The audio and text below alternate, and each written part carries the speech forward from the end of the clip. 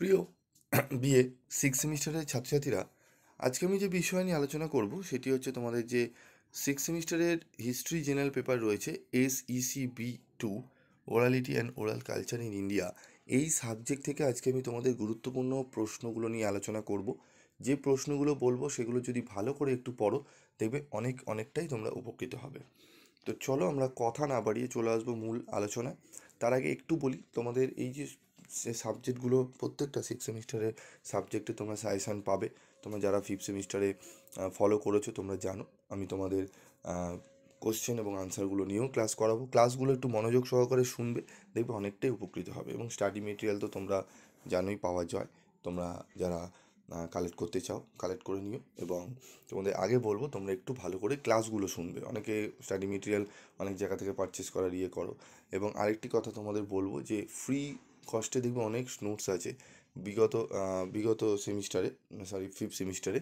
সেখানে কিন্তু অনেক ছাত্রছাত্রী উত্তর লিখেছিল, অনেকে পাঠিয়েছিল।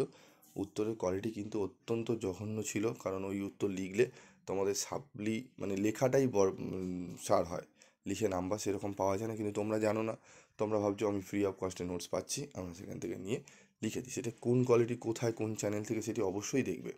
অবশ্যই অনেক নোটস ফ্রিতে পাও, যেরকম আমিও তোমাদের দিই, আরও অন্যান্য চ্যানেল দেয়।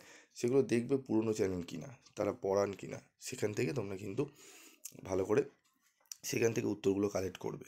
ঠিক আছে? এবার নতুন অনেক রয়েছে, অনেকেই ভালো, আবার অনেকেই দেখবে এমন দিচ্ছে, সবাই তৈরি করছে এমনভাবে রেডি করছে যার মধ্যে অজস্র ভুল রয়েছে। তোমরা সেটা বুঝতে পারছো না, তোমরা লিখছো, যার জন্য বারবার তোমরা ফোন করে জানাচ্ছ স্যার আমরা লিখে এসেছি, আমাদের সাপ্লি হয়েছে সিক্স সেমিস্টারও। অনেকে ফোন করে স্যার আমরা সাপ্লি দেবো। তার বেসিক কারণ কিন্তু এগুলোই।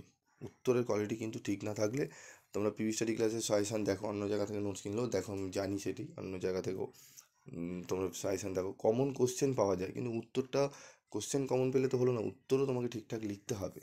অনেকেই আছে তিনটে চারটে কমন পেলেও তিনটে চারটেই লিখে আসলো যে আমি পাস করে যাবো, সেখানেও তারা দেখছি সাপ্লি পাচ্ছে। ক্যালকাটা ইউনিভার্সিটি স্যার আমাদের নাম্বার দিচ্ছে না। কিন্তু আমি বললাম যে যখন আমরা বলি যে নোটসগুলো পাঠাও দেখি, তখন দেখে মনে হয় যে উত্তর অনেক জায়গায় সেখানে গণ্ডগোল রয়েছে। তো এই জিনিসগুলো একটু মাথায় রেখো, দেখবে তোমাদের কোনো অসুবিধা হবে না। আমি বলছি না আমার থেকে নিতে হবে, এমন কোনো দরকার নেই।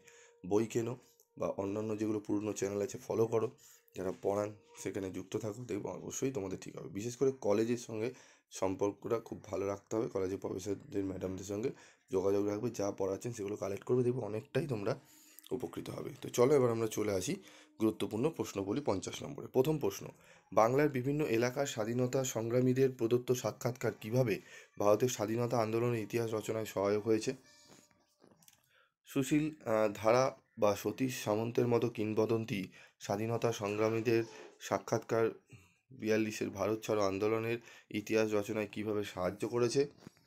এই দুটি প্রশ্ন 50 নম্বরের জন্য অত্যন্ত গুরুত্বপূর্ণ। তবে আরেকটি 50 নম্বরের প্রশ্ন তোমাদের আমি দেব, সেই প্রশ্নটি মানে এই দুটো প্রশ্ন একটু ভালো করে করো, কষ্ট করে, এবং তার সাথে আরেকটি প্রশ্ন করে নিও, দেখবে একদম তোমরা কম পাবে। কারণ বেসিক জিনিস বলছি, এই যে সাবজেক্টটি, SEC A1 আলাদা, কিন্তু সরি B1, কিন্তু এখানে B2 এর ব্যাপারটা কি, 50 নম্বর তো মিনিমাম দুটো প্রশ্ন তো পড়তেই হবে। তো চলো আমাদের এবার দেখে নিই আমাদের 15 নম্বরের প্রশ্ন কী রয়েছে। 50 নম্বরে এই প্রশ্ন দুটো পড়ো, আমি আরেকটি প্রশ্ন দিয়ে দেবো এবং উত্তরও তোমাদের করে দেবো, চিন্তা নেই, একটু ওয়েট করতে হবে। তবে ভিডিওগুলো একটু বন্ধুদের মধ্যে শেয়ার করো, ভালো লাগলে কমেন্টস করে জানিও। যদি কোনো অসুবিধা হয়, যদি কোনো ভিডিওতে কোনো ভুল ত্রুটি থেকে থাকে, অবশ্যই তোমরা বলবে, রেকটিফাই করে নেবো, ঠিক আছে? তো এবার দেখো 15 নম্বরের প্রশ্ন। 15 নম্বরের প্রশ্ন দেখো প্রথমেই: ইতিহাস রচনার কোন কোন ক্ষেত্রে মৌখিক সূত্র ব্যবহারের সুযোগ আছে বলে তোমার মনে হয়? তেভাগা আন্দোলনের মতো ঘটনার ইতিহাস নির্মাণে স্থানীয় মানুষের দেওয়া মৌখিক বিবরণীর গুরুত্ব কতখানি? পুরনো বাড়ি বা পথঘাটের ছবি কিভাবে একটি এলাকার বিবর্তনের ইতিহাস বুঝতে সাহায্য করে? মহিলাদের স্মৃতিকথা কিভাবে তাদের সময় আর জগৎকে তুলে ধরে? অতি বয়স্ক সাধারণ মানুষের মুখের কথাও কি করে ইতিহাস রচনায় সহায়ক হতে পারে? এই 6টি প্রশ্ন ভালো করে পড়তে হবে তোমাদের, তার সাথে পড়তে হবে, একটু বেশি আমি প্রশ্ন দিয়েছি, এখন থেকে পড়ো, দেখবো অনেকটাই উপকৃত হবে। 1960 বা 1970-এর দশকের সিনেমা থেকে কি তখনকার সমাজের ছবি উঠে আসতে পারে? রবীন্দ্রনাথের জীবনস্মৃতি কেমন করে তার সময়ের ইতিহাস তুলে ধরে? মৌখিক সূত্র ব্যবহার করে কোনো পুরনো মেলা অনুষ্ঠানের ছবি পাওয়া যেতে পারে বলে তোমার মনে হয়? এখানে টোটাল 8টা প্রশ্ন দেওয়া হয়েছে। 8টা প্রশ্নের মধ্যে প্রথম 4টি প্রশ্ন কিন্তু অত্যন্ত গুরুত্বপূর্ণ। এই প্রথম 4টি প্রশ্ন অবশ্যই করবে। তার সাথে বাকি 4টি প্রশ্ন কিন্তু তুমি করে নেবে, ঠিক আছে?